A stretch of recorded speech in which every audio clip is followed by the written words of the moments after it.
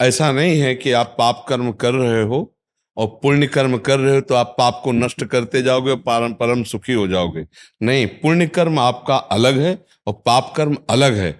उनको विध्वंस करने वाला कर्म अलग होता है, वो भागवतिक होता है। वो पाप और पुण्य दोनों को जो नष्ट कर सके वो सदगुरु प्रदत्त मंत्र होता है, नाम होता है, उपासना होती है। भगवान का जो नाम है, भगवान का जो आश्रय, वो शुभ अशुभ दोनों का विनाश करता है। ये शुभ सोने की जंजीर है जो बांध दिया गया, और अशुभ लोहे की जंजीर से बांध दिया गया, बंधा दोनों से ही। ऐसा नहीं कि आप पाप कर्म करते जाओ, गंगा नहाते जाओ, नरक जाओगे, दुर्गति होगी। अब जैसे जो आज वर्तमान में पाप कर रहा है, लोग कह रहे हैं बहुत फल फूल रहा है।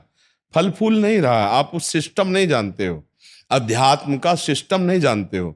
जब कोई विशेष पुण्य कर्म करने लगता है, भजन करने लगता है, तो उसके जो पाप होते हैं उसके पाप नष्ट किए जाते हैं, तो उसे अधिक कष्ट दे दिया जाता है जिससे उसके फटाफट पाप नष्ट हो जाए। वर्तमान में वो धर्म पूर्वक चल रहा है, खूब भजन कर रहा है, लेकिन उसे विपत्ति, संकट, अपमान, निंदा, शरीर कष्ट मिल रहा है। इसका मतलब क्या है? वो निर्मलता की तरफ जा रहा है। अब उसका जन्म नहीं होगा, अनंत जन्मों की बिगड़ी इसी जन्म में नष्ट हो रही है। एक आदमी खूब पाप कर रहा है मनमानी, और जो खूब गाड़ी से चल रहा है, खूब वैभव खूब, अब उसका क्या सिस्टम है? उसके जो पुण्य बकाया हैं, दुख भोगने में जो वो बाधा पहुंचा देंगे पुण्य, उन पुण्यों को पहले भोगाया जा रहा है। वर्तमान में वो पाप कर रहा है, अब पूर्व का पाप और वर्तमान का पाप जब मिलेगा तो एकदम फ्यूज हो जाएगा, नष्ट हो जाएगा। लोगों को लगता है पापाचारी, नरक गति जाने वाले, कर्म करने वाले कितने मौज से हैं, और धर्म में चलने वाले कितने कष्ट से हैं। अध्यात्म के रहस्य को ना जानने के कारण वो ऐसी गलती कर बैठते हैं कि पापाचरण में सुख है और धर्म में चलने में दुख है, ऐसा वो समझ जाते हैं। इसलिए पाप और पुण्य दोनों अलग अलग कर्म है। ऐसा नहीं है कि पुण्य कर्म से हम पाप कर्म को नष्ट कर पावे। नहीं, पुण्य का अलग भोग मिलता है, पाप का अलग मिलता है, और इन दोनों का विनाश करने की सामर्थ्य भगवान के भजन में है, भगवान की सेवा में है, भगवत आराधना में है। शुभ अशुभ दुर्ग विध्वंस बल तब जयति जयति जग उच्चरे। जो भगवान नाम निरंतर जपता है, सच्चे भाव से रहता है, पापाचरण नहीं करता है, उसका भजन पुण्य और पाप दोनों को नष्ट करके निर्मल भगवान के आनंद, भगवदानंद की प्राप्ति कराता है। पुण्य का अलग फल है, पाप का अलग फल, इसलिए होश में। इसीलिए कहते हैं राधा राधा रटो, प्रियाजू का नाम लो, प्रभु का नाम लो, वो तुम्हारे पाप नष्ट कर देगा। नाम संकीर्तनम यस्य सर्व पाप प्रणाशनम। चाहे वो आप भगवान को माँ कहो या पिता कहो, वही है। माँ कहो तो एक तत्व है, पिता कहो तो वही तत्व है, उनको दोस्त कहो तो वही है, गुरु कहो तो वही है, चेला कहो तो वही है। तुम्हें माता च पिता तुम्हें बंधुश्च सखा तुम्हें। चाहे माँ कह के पुकारो, चाहे पिता कह के पुकारो, वही है, दूसरा नहीं है। इन्हीं से कर्म का नाश होगा, दूसरा कोई ऐसा नहीं। अहम त्वाम सर्व पापेभ्यो मोक्षयिष्यामि मां शुचा। मैं तुम्हें समस्त पापों से मुक्त करूंगा, मेरी शरण में आ जाओ। पुण्यों की ताकत नहीं है कि तुम्हारे सब पापों का नाश करके तुम्हें निर्मल कर सके। पुण्य एक अलग कर्म है, शुभ कर्म, और पाप एक अलग कर्म है, अशुभ कर्म है। दोनों का अलग अलग फल मिलता है। अवश्य में वो भोक्तव्यम कृतम कर्म शुभा अशुभम। इसीलिए निरंतर नाम जपने की प्रेरणा की जाती है कि जब हम स्वाध्याय कर रहे हैं तो प्रभु में है, जब हम सेवा कर रहे हैं तो प्रभु में है, जब हम सत्संग सुन रहे हैं तो प्रभु में है।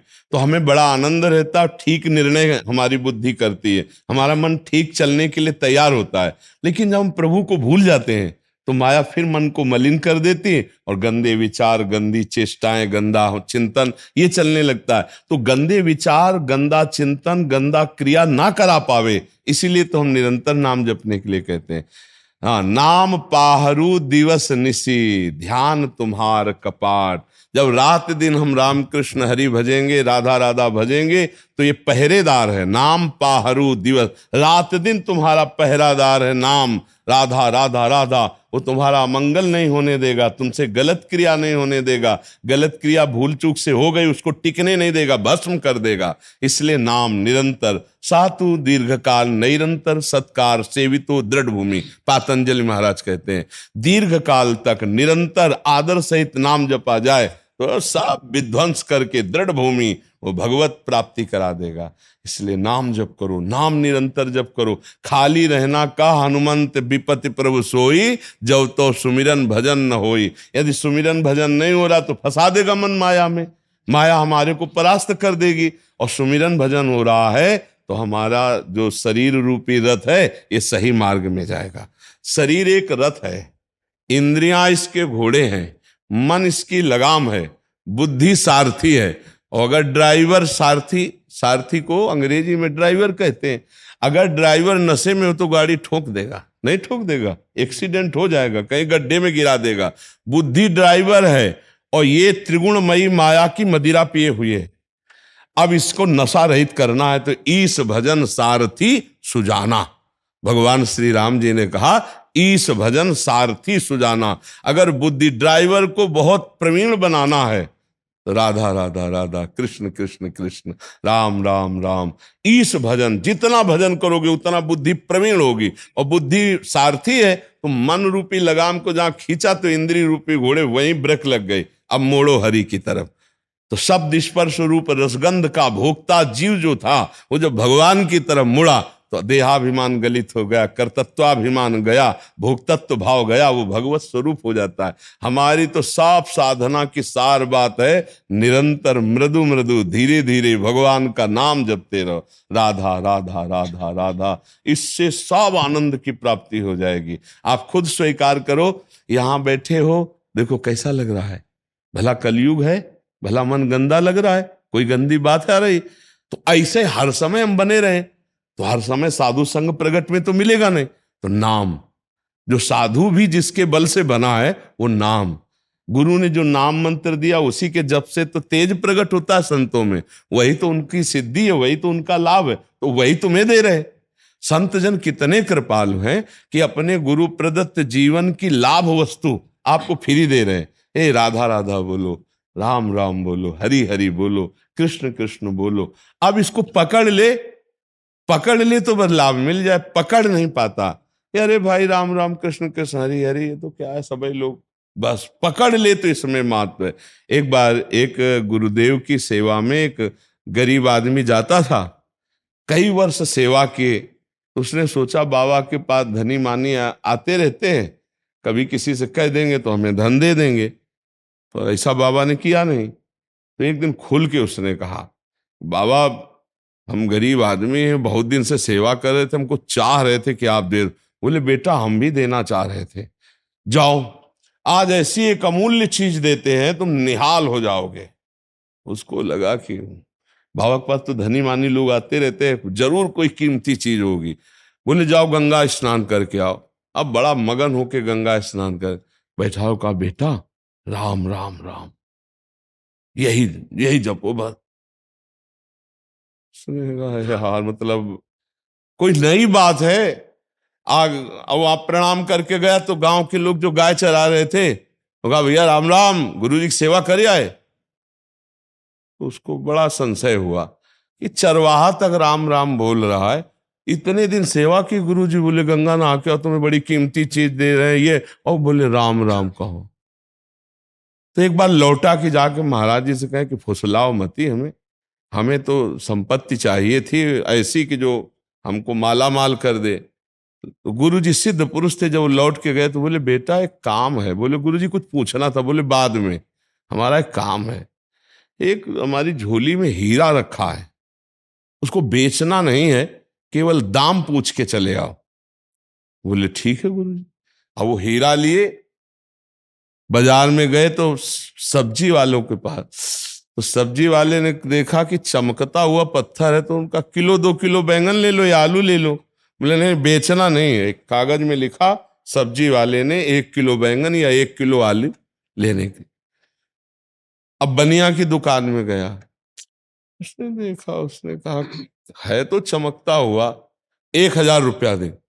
1,000 रुपया, अगर किलो 2 किलो वहां आलू लेके बेच देते तो क्या हम जान पाते। 1,000 रुपया लिखा, 1,000। बोले लाओ। अब वो स्वर्णकार के पास, वो स्वर्णकार ने देखा हीरा है, पर ऐसे गरीब आदमी के पास हीरा कहां से आ जाएगा, तो नकली है लगभग। उनका 1,00,000 रुपया देंगे। 1,00,000 रुपया, कागज में लिखा 1,00,000 रुपया स्वर्णकार। अब जौहरी के पास पहुंचा। जौहरी ने देखा, बोले ऐसे देश का हीरा है कि जितने हमारी दुकान में रतन है, आभूषण है, ईमानदारी की बात है, सब ले जाओ तो भी इसकी कीमत नहीं है। जौहरी ने कहा ये एक अलौकिक देश का हीरा। अब संत के अरे लिया, बोले गुरुजी ये तो बहुत कीमती है। बोले कब जाने, अगर हम कह देते बेच आओ तो 1 किलो आलू या 1 किलो बैंगन लेके आ जाते। तो उनका गुरुजी, उसके बाद हम गए वाणिज्य व्यापार करने, उसने इतना जौहरी ने कहा। बोले बेटा ये राम नाम कोई जौहरी संत ही जानता है, ये बैंगन आलू बेचने वाले जानवर चलाने ये तो ऐसे बोल दिए, जीवन भर इसी को या है, जा तो जप के तो देख। बोले गुरुजी यही प्रश्न था। बोले वही उत्तर तुम्हें देने के लिए क्रिया कराई। कोई जौहरी जैसे रतन की, हीरा की कीमत जानता है, ऐसे भगवान नाम की कीमत कोई फकीर जानता है जो रात दिन उसी में डूबा हुआ है। आप जप के तो देखो, आनंद की धारा खुल जाएगी, आनंद स्रोत खुल जाएगा, सारे पाप नष्ट हो जाएंगे, मन एक अद्भुत आनंद में बना रहे। अच्छा देखो, हम शरीर से बहुत प्यार करते हैं, अपने लोग करते हैं ना, शरीर को कोई कष्ट हो जाए बर्दाश्त नहीं। नाम प्रभु का एक अपार मस्ती देता है। जो शरीर बहुत प्राण प्रिय है वो पुराने कपड़े की तरह लगने लगता है नाम जप से, इसका कोई महत्व नहीं रह जाता। इसलिए हम सबसे प्रार्थना करते हैं, दुख चिंता शोक भय और मृत्यु पर विजय प्राप्त कराने में समर्थ है कलिकाल में कोई साधन, तो भगवान नाम समर्थ है, दूसरा कोई नहीं।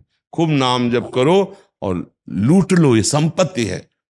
जाना है यार भैया, आज नहीं तो कल जाना है, और बड़े धोखे में जाना है।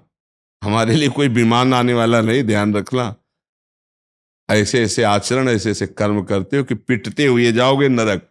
इसलिए राधा राधा जप लो, नाम जप लो। यदि 100-200 नाम भी है तुम्हारे पास, काम हो जाएगा। यमराज का दिमाग काम नहीं करेगा। मान लो पूरे रजिस्टर में पाप ही पाप है और लिखा है कि इसने 100 बार लिया राधा राधा। अब 100 बार राधा नाम का फल क्या होगा? वो महाभागवत है, जानते हैं, महाभागवतों में गणना धर्मराज जी की है, वो भगवत प्राप्ति करा देंगे। और कलयुग का ऐसा प्रभाव है, ऐसा पाखंड फैला, ऐसा दंभ नाटक फैला है कि नाम की तरफ प्रेरणा नहीं हो रही, मन ही नहीं लग रहा। लोग बिल्कुल बेकूफी को स्वीकार कर रहे हैं, बेकूफी को, खुला बेकूफी हो रही और उसको स्वीकार कर रहे हैं और खुली बात कह रहे हैं। भगवान कह रहे हैं कि तुम जैसा कर्म करोगे तुमको वैसा फल मिलेगा। सामने अर्जुन से बात कर रहे हैं, तुम ऐसे ऐसे कर्म करो, ऐसे ना करो। अगर कोई जादू टोना की बात होती तो जो दिव्य रूप दिखा सकते हैं वो दिव्य भगवान कोई नाटक दिखा देते, कोई चेटक कर देते, कोई चमक नहीं। गांडियों में प्रत्यंचा चढ़ाओ और युद्ध करो, कहा ने मेरा भजन करो। तो हमें लगता है यदि आप लोग थोड़ी बुद्धिमानी कर लें कि नाटक नौटंकी में माया के ना फंस कर नाम जप करते हुए धर्मपूर्वक आचरण करे तो आखिरी जन्म होगा। हमारे भगवान बड़े कृपालु हैं। भगवत प्राप्ति बहुत सरल है, बिल्कुल कठिन नहीं। जो दिमाग में डाला जाता है कि भगवत प्राप्ति बहुत कठिन है, बिल्कुल कठिन नहीं। हाँ, कठिन है गंदे आचरणों से हट पाना। सात्विकता में, ब्रह्मचर्य में, पवित्रता में जो बल है वो गंदे भोजन में बल नहीं है। नहीं, सात्विक आहार हो और व्यायाम हो और शुद्ध चिंतन हो तो अध्यात्म में जो बल है वो अभक्ष पदार्थ खाने में बल नहीं है, नहीं ना।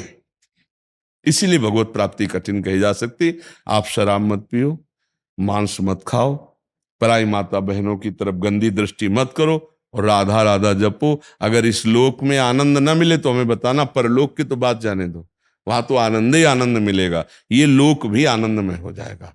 हम आप अपना उदाहरण इसीलिए देते हैं कि भयानक कष्ट की स्थिति में भी एक आनंद बना रहता है, एक अद्भुत तृप्ति रहती है, एक शांति रहती है, वो नाम के बल से। अभी ना मृत्यु का डर है और न जीने की लालसा है। जैसे प्रभु चलाओ ऐसे चल रहे। इसे सबसे प्रार्थना है, नाम जप करो, गंदे आचरण कभी भूल कर मत करो, माता पिता को भगवान समझो, राष्ट्र की सेवा भगवान की सेवा समझो, बढ़िया जीवन आनंदमय हो जाएगा।